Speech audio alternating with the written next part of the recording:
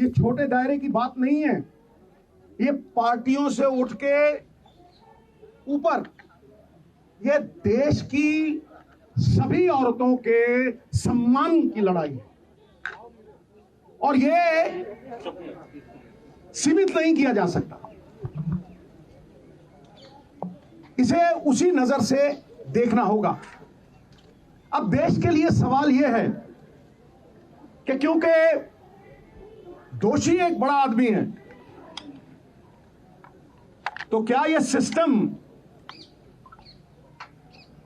उसे सुरक्षा कवच पहना रहा है या मंशा सजा देने की है? किसी भी केस की बुनियाद एफआईआर होती है और एफआईआर एक पब्लिक डॉक्यूमेंट है।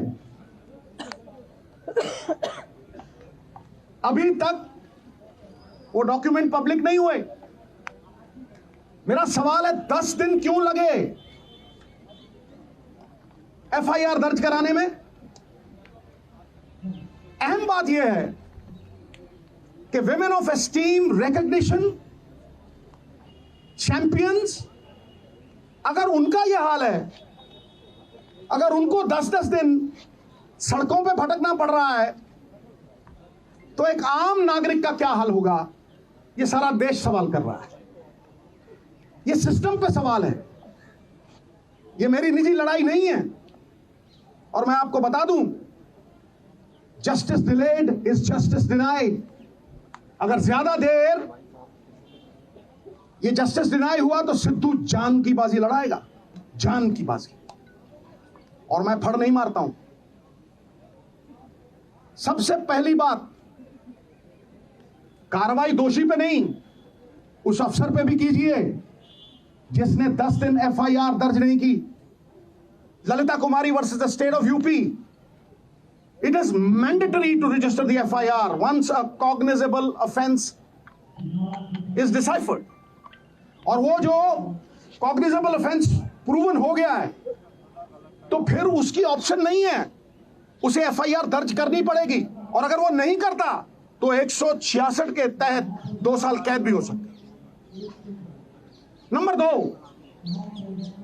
सबसे बड़ा सवाल कि दोषी एक डोमिनेंट पोजीशन पे है, अक्यूज्ड एक डोमिनेंट इन्फ्लुएंशियल पोजीशन पे है।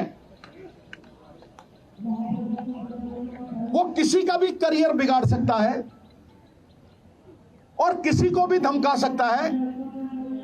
तो फिर आप कैसे एक्सपेक्ट करते हैं कि वो इतनी डोमिनेटिंग पोजीशन पे है, एक फेयर इन्वेस्टिगेशन होगी? Where is the moral authority now? He must resign for a fair probe, for a fair investigation. FIR दर्ज इसलिए नहीं की गई, कमेटी बनाने का मतलब पूरा देश समझता है। You are sweeping things under the carpet. FIR का मतलब, इसका कमेटी का मतलब क्या है कि ठंडे बस्ते में डाल दो, भटकने दो और देरी करो, डिले करो, दिली डाली। कितनी कमेटियों ने सजा दी है भाई? फिर अहम सवाल जिस पे मैं आ रहा हूं, सबसे महत्वपूर्ण सवाल, अब जो एफआईआर हुई है और कोर्ट की प्रोसीडिंग से मैं पूरी तरह से कन्विंस्ड हूं, वो पॉस्को एक्ट के तहत हुई है। पॉस्को में, POCSO is not a bailable offence. जब वो बेलेबल ऑफेंस नहीं है, किस धारा के तहत किया है? आप माइल्ड एफआईआर तो नहीं कर रहे उसे क्लीन चिट देने के लिए, बैकडोर एग्जिट देने के लिए। बताइए किस धारा के तहत आपने वो किया है? और क्योंकि वो माइनर की कंप्लेंट है, उसमें कंसेंट मैटर नहीं करती। मिनिमम सजा 3 से 5 साल है। अरेस्ट क्यों नहीं हुई? I am asking the question, ये अरेस्ट क्यों नहीं हुई? और सबसे बड़ी बात, इस बात को मैं आपको विनती कर रहा हूं, इस बात को मैं चिल्ला चिल्ला के कह रहा हूं कि अगर आप सच तक पहुंचना चाहते हैं, अगर आप तथ्यों तक पहुंचना चाहते हैं, you want to uncover the truth, तो जैसे बाकियों की होती है, custodial interrogation is a must. पकड़ो जैसे होता है, अरेस्ट करो और कस्टोडियल इंटेरोगेशन, वरना it is a meaningless exercise, फिर उसका कोई फायदा नहीं है। बारंबार 10 दिन भटकाते रहे हो, इतने बड़े बड़े लोग हैं, तालीम का जोर इतना, तहजीब का शोर इतना, अरे बरकत क्यों नहीं होती? तुम्हारी नीयत में खराबी है, तुम्हारी नीयत में खराबी है। और देवताओं की नीयत में भी आ जाए अगर फर्क, नजारा चाहे जन्नत का क्यों ना हो जाएगा गर्क। सो ये सबसे अहम मुद्दा है साहब। क्या कानून ऊंचे लोगों के लिए दोहरे मापदंड रखेगा? जिन्होंने देश को गौरवान्वित किया, जिन्होंने मेडल जीते, will you belittle them in front of a nation of 140 crores? Why is this happening? अरे जिनके मत से बनती हैं सरकारें, खेल जगत के चमकते हुए सितारे, आज सड़कों पे दर बदर भटक रहे बेचारे। क्यों? Is the law different for the high and the mighty? It cannot be. Resignation होना चाहिए,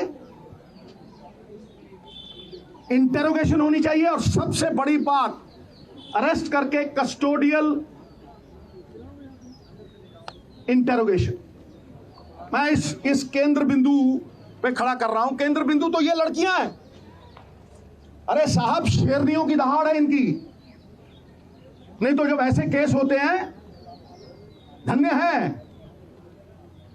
हमारी संस्कृति, कितने ही बब्बर शेर हो जाए, सवारी तो दुर्गा ही करती, समझे? धन्य है वो मां बाप जिन्होंने ऐसी बेटियों को जन्म दिया जो जुर्रत रखती हैं, जो सवाल करती हैं। क्या आपको लगता है कि ये सिर्फ अपने लिए लड़ रही हैं? ये पूरी दुनिया की औरतों के सम्मान के लिए लड़ रही हैं। और ये दहाड़ चंद लोगों तक सीमित नहीं है, ये मूवमेंट है, movement, it is a movement. You will see support pouring from all quarters. इसे रोक नहीं सकेगा तूफान, जब झूम के उठेगा तिनकों से न टाला जाएगा। सो मेरी आपसे रिक्वेस्ट है, मैं बात लंबी नहीं खींचना चाहता, बात टेक्निकल करूंगा, बात लीगल करूंगा, और बात वो करूंगा जो देश की आवाज है। ये देश देखना चाहता है कि दोहरे मापदंड क्यों हैं बड़े लोगों के साथ।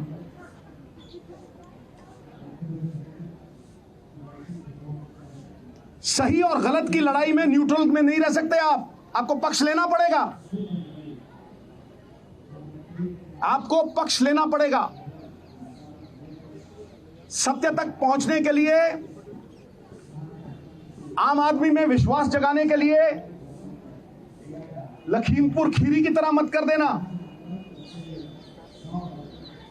मैं कहता हूं किसी पार्टी का हो, कोई भी हो, ये पक्षपात क्यों कि तुम करो तो न्यारी लीला, कोई और करे तो कैरेक्टर ढीला। ताड़ी नहीं भाई, आज ताड़ी नहीं। ये लोगों का दुख, दर्द, तकलीफ है। एक स्पोर्ट्समैन होने के नाते मैं जानता हूं पसीना बहाए बिना ये अचीवमेंट नहीं हो सकती। इनके सेल्फ एस्टीम को ठेस पहुंचाना इज हर्टिंग नेशनल प्राइड।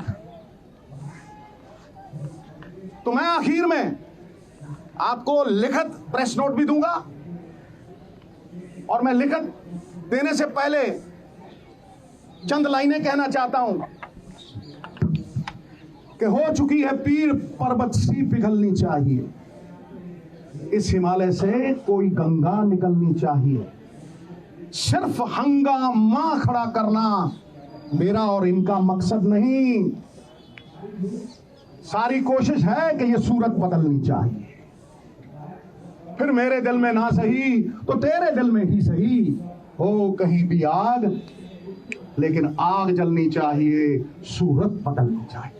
बहुत बहुत धन्यवाद, बहुत बहुत शुक्रिया। मुझे इतना ही कहना था, और इतना अगर आपके माध्यम से चला गया तो ये मूवमेंट को और बल मिलेगा।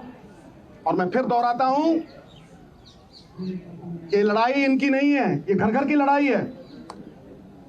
ये किसी के साथ भी हो सकता है, this can happen to anyone. इसलिए सब मिलके ये लड़ाई लड़ें,